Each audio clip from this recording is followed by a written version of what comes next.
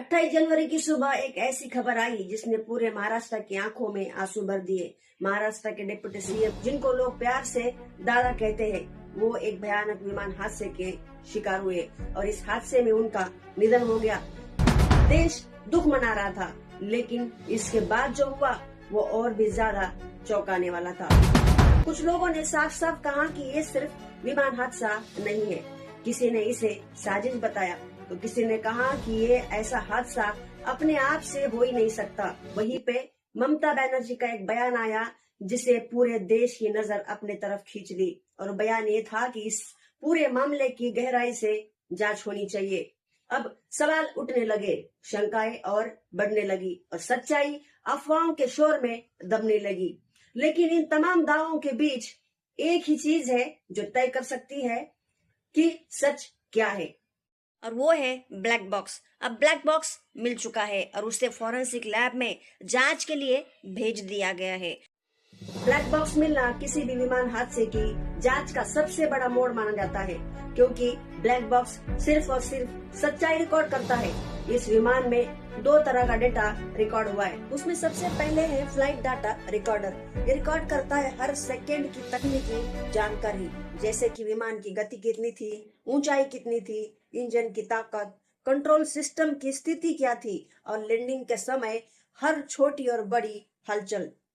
उसमें दूसरा है कॉकपिट वॉइस रिकॉर्डर, जिसमें पायलटों की बातचीत, एयर ट्रैफिक कंट्रोल से संवाद और आखिरी पलों की आवाजें सुरक्षित रहती है। जांच एजेंसियां इन्हीं दो रिकॉर्ड्स के जरिए हादसे की पूरी कहानी जोड़ रही है। सबसे पहले ये देखा जा रहा है कि क्या लैंडिंग के वक्त विमान सामान्य स्थिति में था, क्या किसी सिस्टम ने तकनीकी चेतावनी दी थी, या फिर किसी आपात स्थिति ने पायलटों को आखिरी पल में फैसला लेने पर मजबूर किया।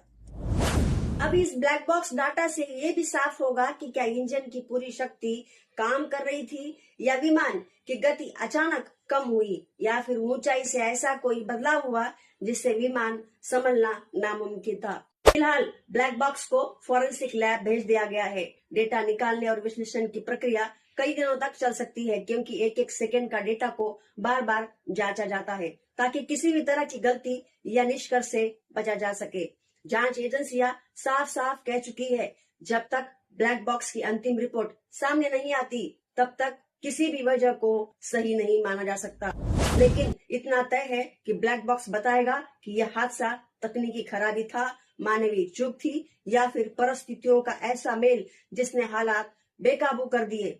आज कई दावे किए जा रहे हैं, कई कहानियां गढ़ी जा रही है, लेकिन सच्चाई सिर्फ एक है और वो है ब्लैक बॉक्स का डेटा। तो फ्रेंड्स, देखना अब ये है कि ये डाटा कब तक आता है और इस घटना की पूरी जानकारी कब तक लोगों को मिल जाती है। तो फ्रेंड्स, तब तक के लिए हमारा चैनल आप देखते रहिए ताकि आपको ऐसे ही अपडेट मिलते रहे। तो फ्रेंड्स, मिलते हैं अगले वीडियो में। तब तक के लिए wish you all the best. जय हिंद, जय भारत।